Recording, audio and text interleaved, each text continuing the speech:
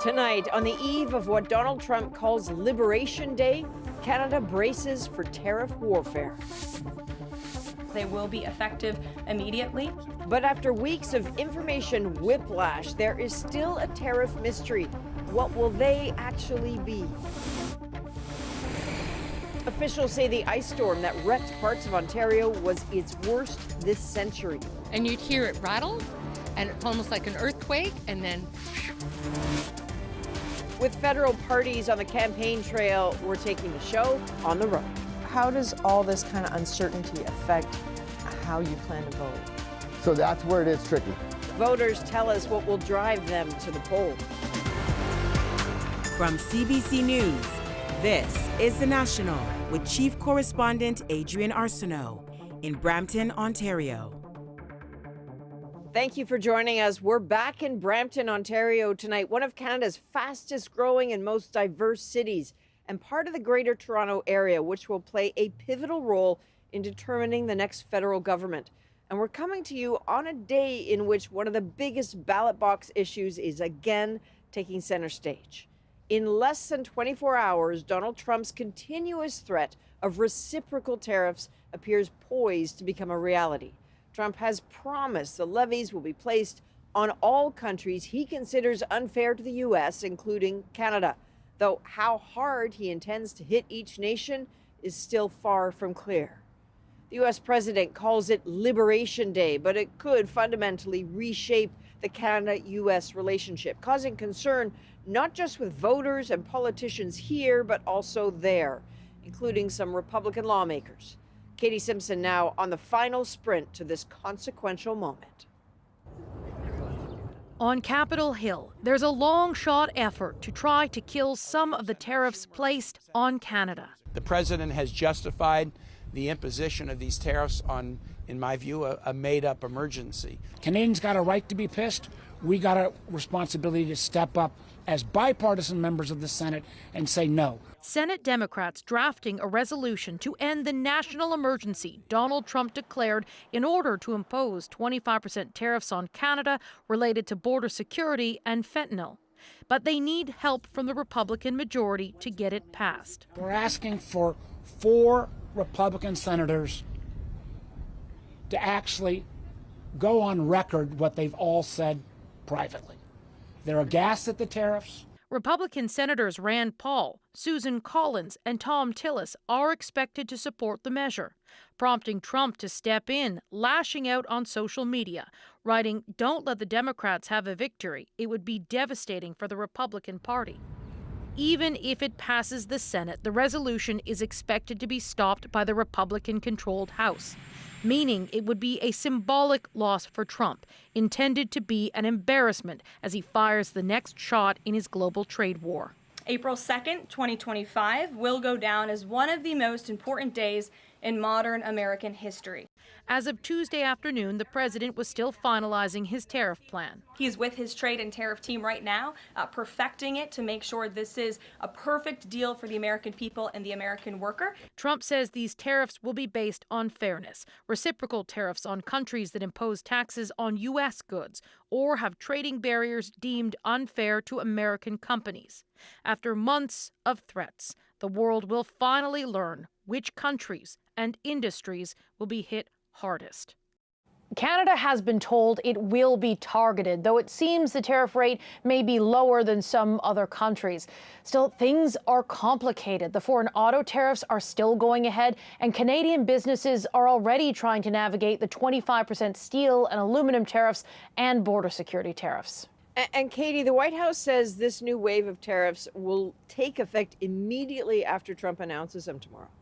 Yeah, notably, that's scheduled for after markets close. Trump is going to deliver a speech in the White House Rose Garden. And one thing to keep in mind, whatever he says, many of the details will be released in written documents from the White House. And it may take a bit of time to get the specifics about how everything affects Canada.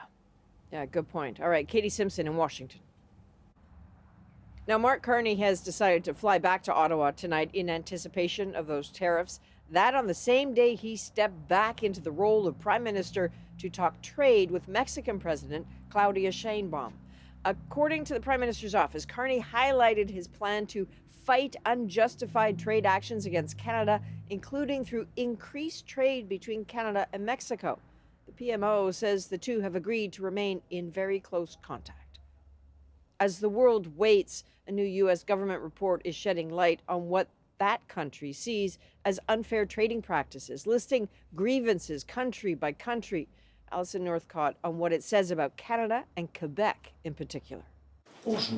Quebec's French language minister says he won't bow to American pressure to change the province's language law. We don't have to change our law to accommodate the United States. In an annual trade report, the U.S. government listed the global trade barriers it sees.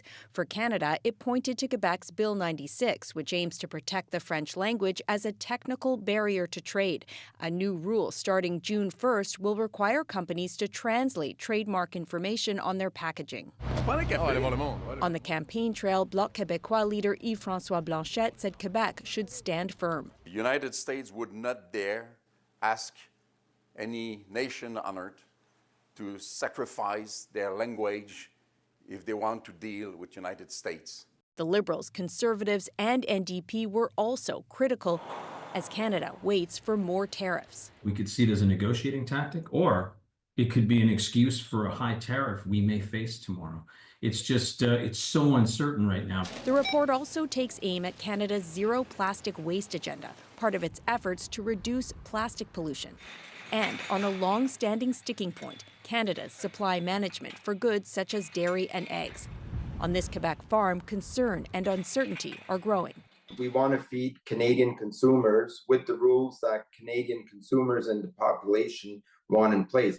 This international trade lawyer says these kinds of reports between trading partners are normal, but the current context matters. It's against this threat of tariffs applied basically across a country's trade relations with the United States that this document then becomes potentially important. But there are still so many questions about what those tariffs will look like and what they'll mean for industries across Canada. Alison Northcott, CBC News, Montreal. We have special coverage tomorrow ahead of the anticipated tariff announcement with reaction and analysis from across Canada immediately after. I'll be joined by Chief Political Correspondent Rosemary Barton and host of Power and Politics, David Cochrane. You can catch us on CBC News Network or anywhere you stream CBC News beginning at 3 p.m. Eastern, noon Pacific. Well, there's some breaking news on the campaign trail. 4 major party candidates are newly out of the running over some of their past comments. That includes Liberal candidate Paul Chiang, who bowed out late last night.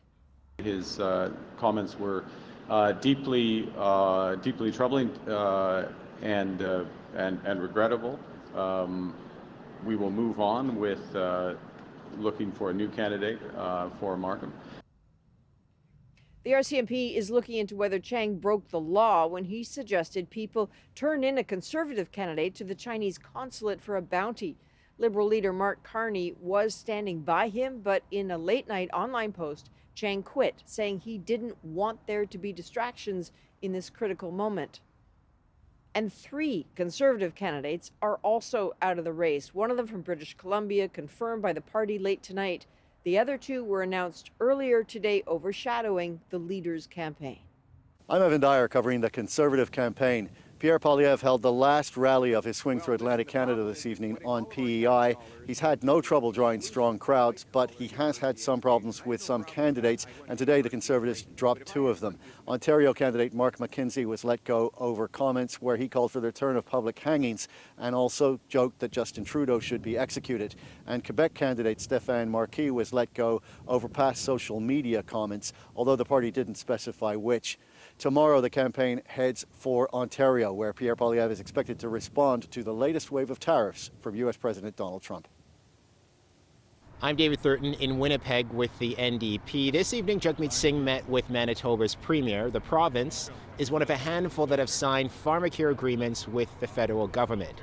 New Democrats pushed the Trudeau government to implement the program. Earlier today, Liberal leader Mark Carney stopped short of committing to expand its coverage.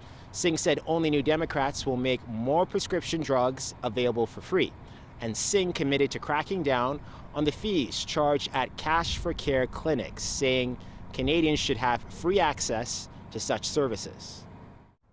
The Liberal focus was affordability, touting their recent decision to scrap the consumer carbon tax. That ended today, and gas prices are already down, but questions are being raised about whether Canadians could still pay a price. Olivia Stefanovich explains. Liberal leader Mark Carney announcing the official end of a core but divisive Liberal environmental policy. On my first day as Prime Minister, I ended the consumer carbon tax. Today, that change takes effect. Promoting the move against a green backdrop of zero-emission buses to win over voters. You'll soon be paying up to 18 cents less per liter than you did yesterday to fill up your tank. Savings almost reaching $200 per year. Voters can also expect lower home heating bills for natural gas, in addition to the price drop already being noticed at the pumps. It really affects a lot of people who are living paycheck to paycheck and minimum wage. That'll be a big one for me, especially as a high school student, just has to pay for my own gas. I think we have to do more about climate change, but I don't think carbon tax is the way to do it. Up until about 2 months ago, the Liberals said that if we didn't have a carbon tax, the whole planet would be lit aflame. Conservative leader Pierre Poilievre says he would also axe another tax. The industrial carbon tax remains in place on the things that Canadians need: oil and gas, steel, cement, aluminum. But NDP leader Jagmeet Singh warns big business could still price gouge. We got to stop these companies from ripping you off. Obviously, it's a good thing for your pocketbook, but we also know that about 8 or 9% of the total emissions that Canada produces would have been eliminated by having the consumer carbon price in place. Environmental advocates worry the savings come at a steep cost. We cannot give up the fight against pollution. But Carney says that fight needs a better weapon. So for now, he's pitching the cancellation of the consumer carbon tax as a tax cut that comes with one final rebate expected to land in bank accounts just days before Canadians vote. Olivia Stefanovich, CBC News, Winnipeg. The Green Party has secured a spot on stage for the leaders' debates later this month after achieving the Debates Commission's minimum requirements. It says the party met 2 of the 3 required criteria and will now join the Liberals, Conservatives, NDP, and the Bloc Québécois. The leaders' debates take place April 16th and 17th in Montreal. More than 200,000 customers in Ontario are still without power tonight after a devastating weekend ice storm swept across parts of the province. As Dale Manukduk shows us, some of those outages will last all week, and there's another storm coming that could make it worse. Gregory Jeeves is sawing through the tree trunks and branches in the backyard of his family's home in Fenelon Falls. It and other homes hit hard by last weekend's ice storm. Dozens of trees along the street came crashing down, including on a couple of power lines. I have a big bruise on my shoulder from a piece of ice just dropping over the tree. And you'd hear it rattle, and it's almost like an earthquake, and then whoosh, the tree would come down to the ground. The home is running on a generator, powered by these large propane tanks. The family was lucky to get one since the local depot is out of power. If we run out of propane, we can't run the generator, we can't operate the sump pump, everything in the freezer goes bad. Over at a local community center, the mayor helps a resident who lives off of a well load gallons of drinking water into his truck. The center is serving as a warming center for those who need it during the day. Monday night, Kawartha Lakes declared a state of emergency. Focus right now is trying to get that power back. Also to make sure we get all our roads cleared where we have downed trees. Crews have restored power to over 650,000 customers, with about 270,000 still in the dark. We know this is not the news anyone wants to hear at this time. This is the most devastating storm we have seen since the 1998 ice storm. Ontario's emergency management team has been in contact with impacted communities and deployed resources. I want to thank our partners for providing critical resources like generators here. Jeeves wants the Army called in for emergency assistance. I don't know how that would help. I think what we need to get the power back. Hydro One says power restoration efforts will go into the later part of the week. it could be more complicated as there are freezing rain warnings for the areas already impacted. The mayor of Kawartha Lake says the city is also struggling with Wi-Fi and connectivity, making it more difficult for first responders in the event of an emergency. Dale Manuktuk, CBC News, Fenelon Falls. As one of Canada's most celebrated filmmakers, Norman Jewison spent decades in the public spotlight. But more than a year after he passed away at the age of 97, CBC News has learned new details about his family, issues that may strike a chord with many Canadians. Zach Dubinsky explains. I would like to thank my immediate loved ones, my family. 26 years ago, Canadian filmmaker Norman Jewison looked to his first wife, Dixie, and children at the Academy Awards. The director was being honored for his body of work. Jewison lost his first wife of 51 years in 2004. Relations soured between some family members after Jewison married Lynn St. David in 2010. His sons accused his second wife of progressively isolating him for more than a decade prior to his death. Using a new California law, sons Michael and Kevin sued. They claimed she blocked them and became a gatekeeper, controlling his phone and email. The sons eventually reached an agreement out of court. Danny Kaiserman is behind the California law and says that's a positive outcome. So you use this court petition to bring the issues to light, but after you file it, maybe you're able to work something out on your own. Are there any options like that in Canada? Not as crisply or easily. You can always apply to a court, unless you're applying for guardianship to take over making decisions for that older person, if they've got a mental capacity issue. It's going to be a lot harder. While the sons resolved access through mediation, family tensions continued around Norman Jewison's $30 million estate. CBC has learned Jewison's will was changed 2 months before he died, his children written out. Michael sued the estate, claiming that Lynn St. David Jewison exerted undue influence. Issues like this are common, Watts says, and setting aside a will is not an easy task. One of the biggest concerns is, did you really know what you were doing when you changed it? Did you really understand the implications to the other family or the people that you're cutting out? We contacted St. David Jewison about the allegations. She said they are unproven and, in her opinion, untrue. Michael has since settled his suit with St. David Jewison and the estate. Jewison's pride and joy was the Canadian Film Centre here in Toronto. He and his sons were at an event here in 2018. However, in legal documents, they claim they didn't even know their father was in hospice care in his final months, nor did they have a chance to say goodbye before he died. Zach Dubinsky, CBC News, Toronto. U.S. Attorney General Pam Bondi has directed federal prosecutors to seek the death penalty for Luigi Mangione. Mangione is charged with murder in the December shooting death of United Healthcare CEO Brian Thompson. Bondi called it a premeditated, cold-blooded assassination. Mangione's defense team calls Bondi's decision a political move. Canadian bookstores are bracing for trouble ahead of the next wave of expected tariffs. This could shut off the lights, and not just ours. What the growing trade war could mean for the book industry. Plus, the new Torpedo bat taking Major League Baseball by storm. See ya! Why the new design is getting so much attention. And the moment two border communities came together in a show of solidarity. We joined hands and spanned the bridge from one country to the other. We're back in 2.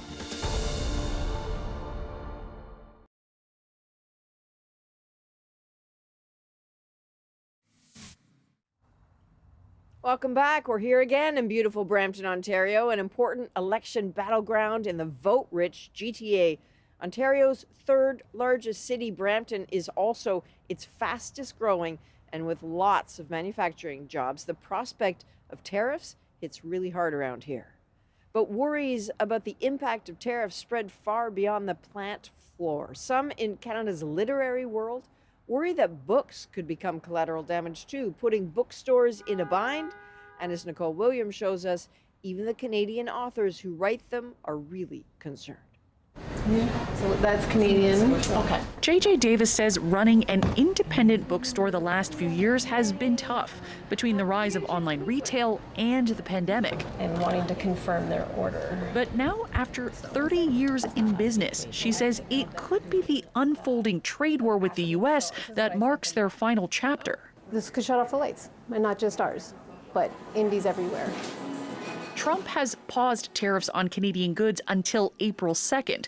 Canada has promised 25% counter tariffs on American products. And if that all goes ahead, it's books, even by Canadian authors, that could become collateral damage. A huge percentage of their books are printed in the United States and warehoused there. Even those you think must be Canadian are printed south of the border, so they'd likely get slapped with a 25% tariff, ultimately driving up the cost for readers. To have that thought of like the cost changing, it scares me a little bit, specifically for what I do for everyday work, and then also my kids' access to books. And it's not just small bookstores. The Canadian Independent Booksellers Association has co-authored a letter to the Prime Minister with Heather Reisman, CEO of Indigo, one of the biggest book retailers in the country, asking for printed literature to be exempt from counter tariffs, saying the proposed 25% tariff would have devastating consequences for Canadian readers, our businesses, and our cultural landscape. I want books to be okay. I want Canadian culture to be okay. I want it to be important to preserve what we have here. The federal government says it's still considering whether books will be included in counter tariffs, but booksellers and publishers can make cases for exemptions. Nicole Williams, CBC News, Ottawa. The new Major League Baseball season is showing off a new kind of bat. Right at the end, it tapers off, starting kind of right about here. We take a look at the Torpedo bat and what makes it so different. Plus, the view from voters here in Brampton, Ontario on the issues that matter most in the election. Grocery prices, gas prices, everything has gone up, and I have seen people struggling. The National breaks down the stories shaping our world. Next.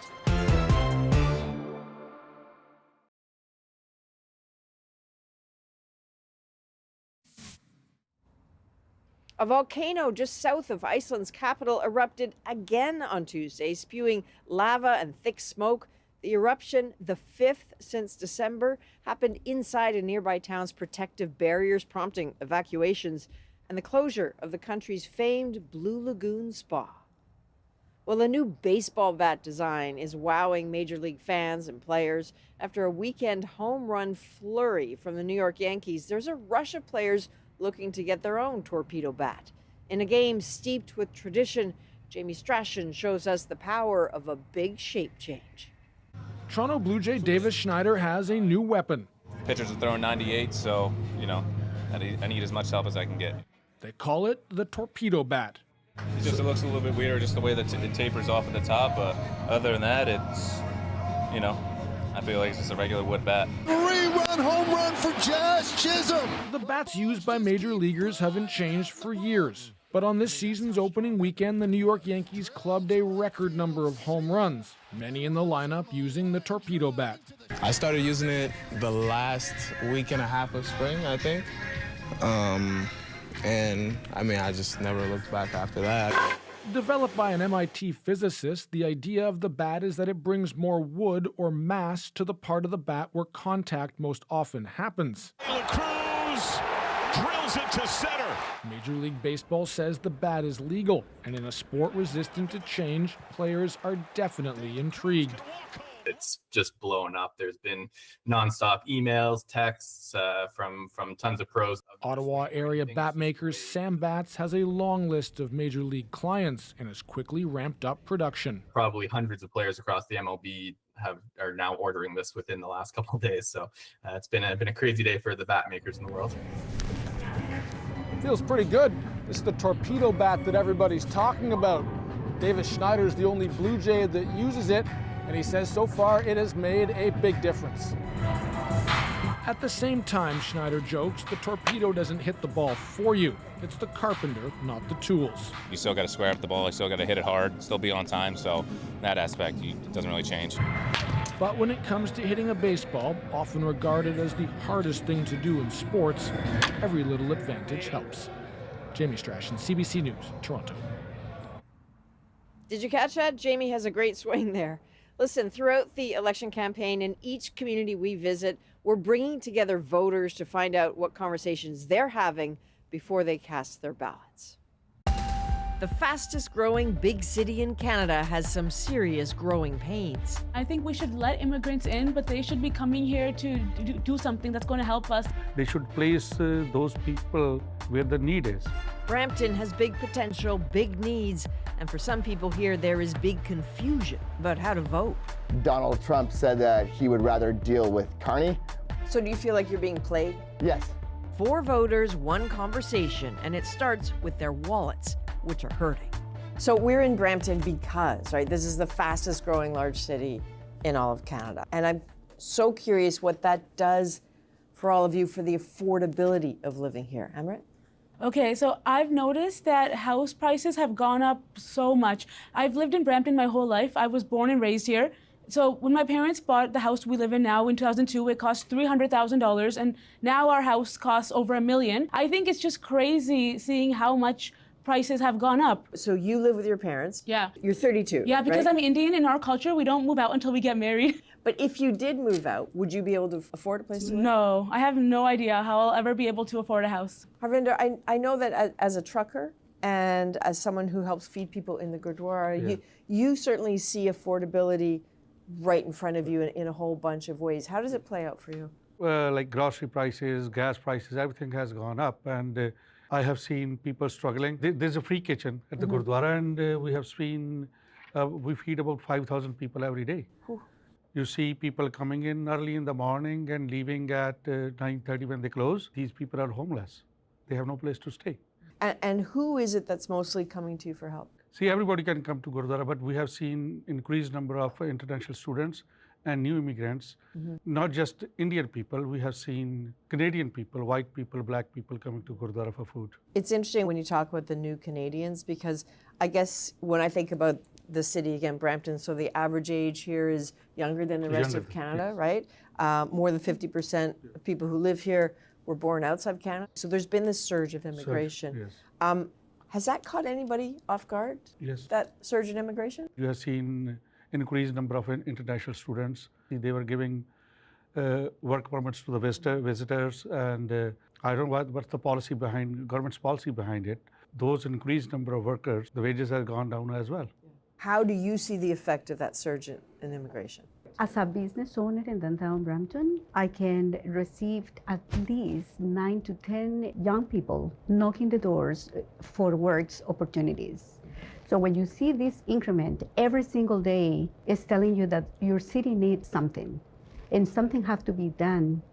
So how does this sit with you, Chris? Immigration, you're allowing everybody in. I don't know why everyone's coming to Ontario or to Brampton, where I live. There's a housing crisis. No, that's a government crisis. You're putting all the people in one area. Spread it out. You want to move to the country? Okay, fine. Alberta. Move to Alberta. Guess what's cheaper in Alberta? Housing.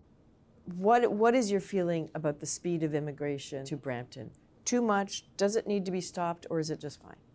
It was too much, but now I think they have slowed down the international students and issuing work permits to the visitors.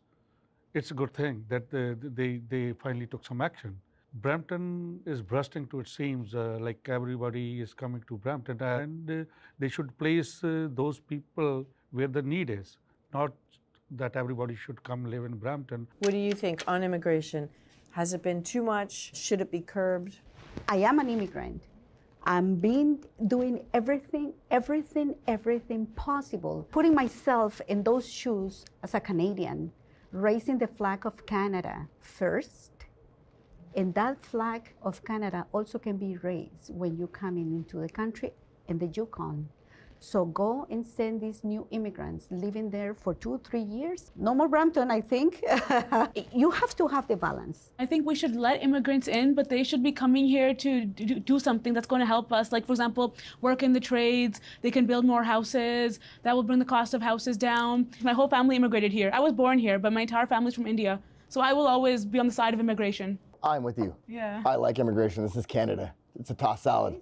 Yeah. But I agree with what we were saying. You need to spread out immigration. You are all describing a community that just exploded in growth and seems to be bursting at the seams and unable to hang on to it. Yeah.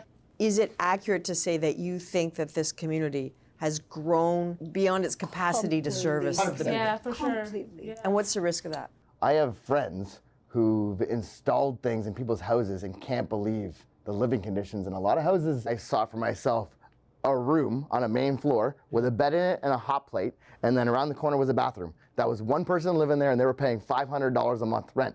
Then there was people living in the basement and people living upstairs. This happens all over Brampton. There's a housing crisis. There's not enough housing. Well, and people can't afford it because houses are expensive. Welcoming our South Asian community, and as you said previously, you love to live different generations in the same house. That means for those ones that cannot afford a house, but they continue bringing their families from India, they are going to rent a one-room bedroom apartment and trying to get in three to four families. It's very unfortunate and it's heartbreaking. You know, one of the things that certainly has drawn people here is that it's such a big manufacturing hub. Like, it's close to Toronto, it's close to the airport, huge manufacturing hub. That's provided a great career for people. It's provided a great career for you, 20 right? years. You were at Stellantis for 20 years? Chrysler Plant in Brampton, 20 years. How has manufacturing served you? Like, how do you feel about your career? While I'm working, very happy. A lot of overtime. My kids dance, that's very expensive. We live in Brampton, very expensive. Property taxes, very expensive. But when I look back on my life now, I wish I never got into it. Why? Every day when we were working, full tilt, there's always rumors of, oh, it's closing down. Oh, Donald Trump said this, it's gonna move to the States, it's gonna move to Mexico, it's gonna move to China. So my 20 years of being there, I don't think any year has actually gone by where you weren't scared about your livelihood, your pension. You know, I think Brampton is actually going to be one of the hardest hit by Trump's tariffs because our economy is so tied up in the auto manufacturing industry and because Trump's tariffs are making cars more expensive here and in the US. So I think Brampton's economy will be very hit hard by the tariffs. You're a trucker. Yes. What is the impact of tariffs on your life right now? So some of the customers that we go to, they import raw material or machinery or stuff like that, and they manufacture goods that are exported to US. They have less orders now, so we're seeing less demand. It's bad for Canada. It is bad for Canada. When we come back, this is not Donald Trump's election, but for some of these voters, he has totally upended the course of it. So hands up if you had very strong feelings about how you would vote in a Canadian election before Donald Trump came into office. I was 100% sure who I was voting for. Now I'm 50-50.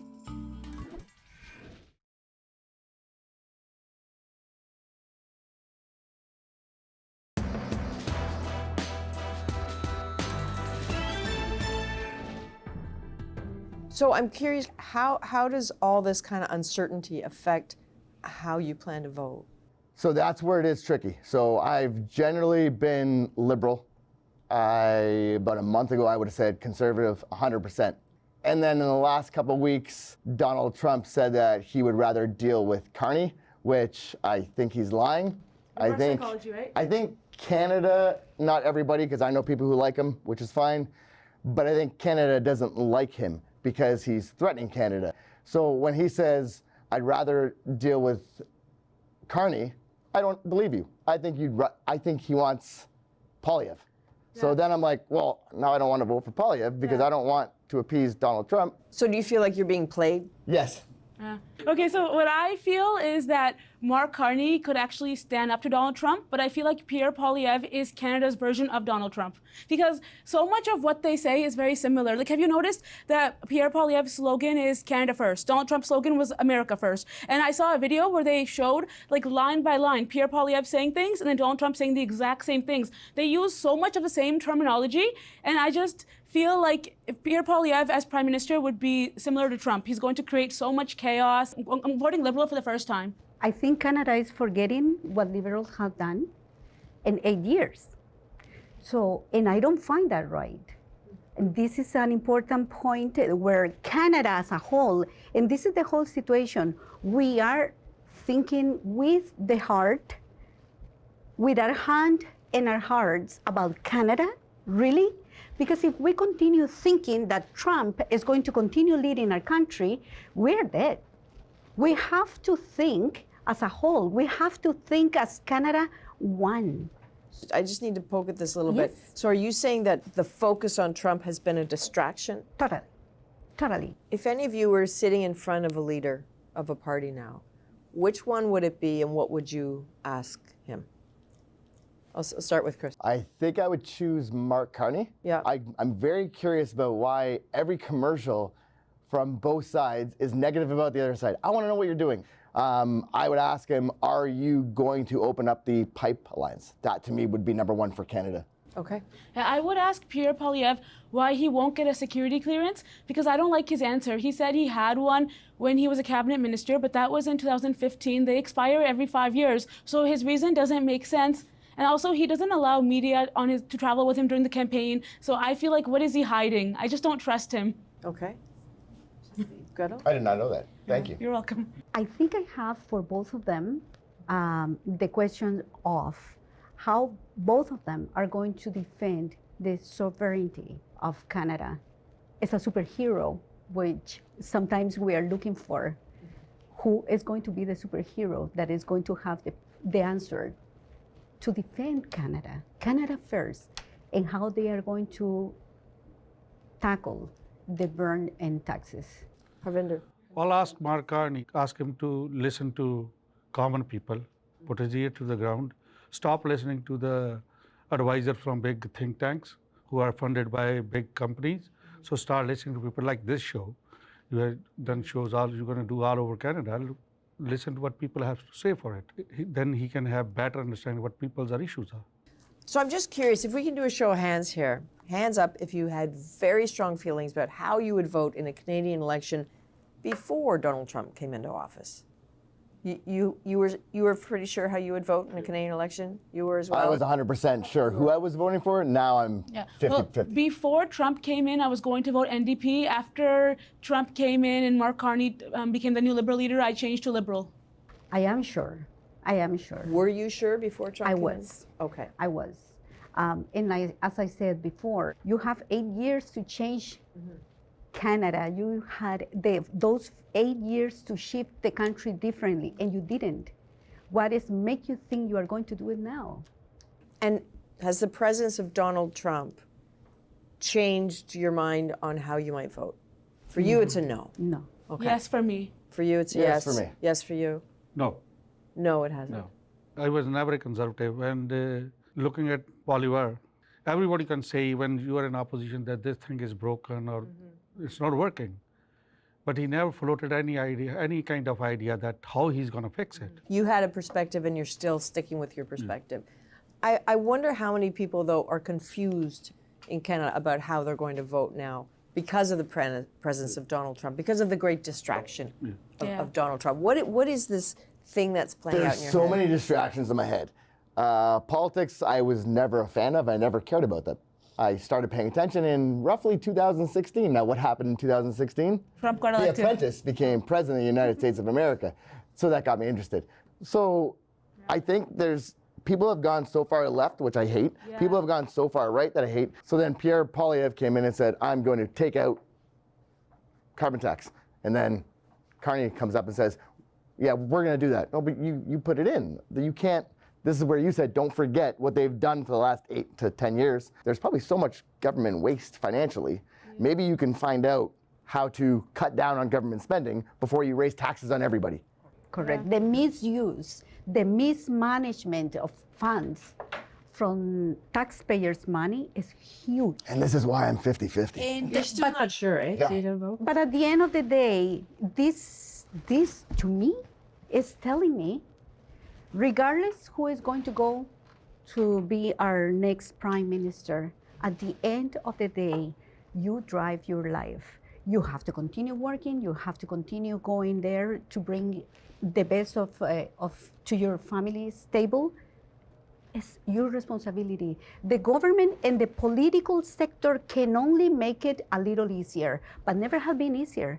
And we are going to get over on all of these issues. and we are going to keep going. But one thing, I never been more sure about it, is the potential that Canada has as a country. And we are here, and it's our responsibility, regardless. Yeah, I do love all the Canadian pride that we're seeing these days, and the whole elbows up movement. I think that's been great, at least. In my boutique, it's an espresso bar. So in our boutique, we used to sell Americano coffees. Today is the Canadiano coffee. That's great. I love that. You guys are great sports. Thank you very, very much. I Thank you so appreciate much. that. Hey, a big thanks everyone who gave us their time and their insights around that table. We appreciate it. A lot more conversations like that one ahead as we continue to visit more communities throughout the campaign, communities where the big election issues are being felt acutely. We're teaming up with our colleagues at The Current to hear from as many voters as possible across the country. And up next, we're both headed to Alberta. The Current will be in Red Deer on Friday. You can tune in on CBC Radio or CBC Listen. And we're off to Medicine Hat next Monday and Tuesday for a look at how that city is managing the constant threat of tariffs. We want to know what matters to you in this election. So please email us at thenational@cbc.ca and you could be part of the conversation. Now, Donald Trump is threatening to bring in new tariffs on Canadian lumber, for example, threatening to push BC's forest industry to the brink. Lindsay Duncombe visited two communities already in real jeopardy. Here's a preview of the story she's working on. This is what forestry workers fear Donald Trump's tariffs will do. Another lumber mill shut down. No wood, no workers.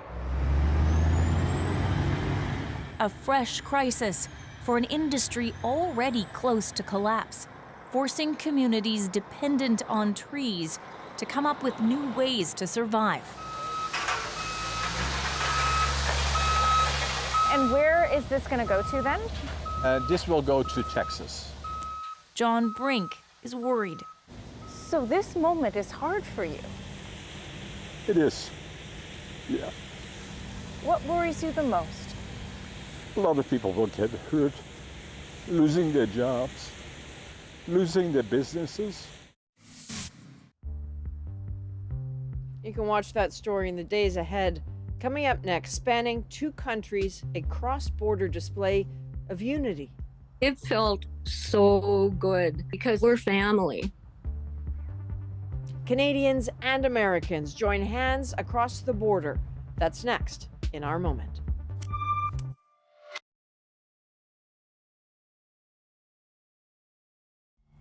So you are looking at Mary Waters, who lives in the United States, and that's her hugging her lifelong best friend who lives in Canada. So this happened on the International Falls Bridge this past weekend when people from both sides of the border joined hands and connected the two countries. That symbolic display of unity, that's our moment.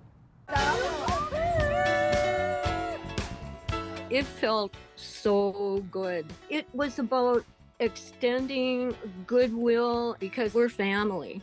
These two communities, International Falls and Fort Frances, we're out on the edge of each other's country in the middle of nowhere. So we are really tight. There are so many friends back and forth, people who work together, and we need a healing in light of our president on the U.S. side, because the people don't feel that way, you know. The first hug was my friend Gay, who I've known since first grade. So that was really special. And at the end, after everybody on both sides shook hands and hugged, we joined hands and spanned the bridge from one country to the other.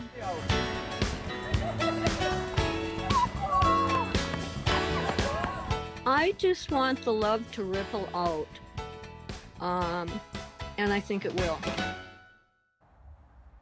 Hey, look at that. Good for you. Good friends, good neighbors. Well done. Mary says they're ready to do it again if they feel like it's necessary. Good on her for that. And thank you. Thank you for being with us. Thank you to all the folks here in Brampton who gave us their time and their hospitality.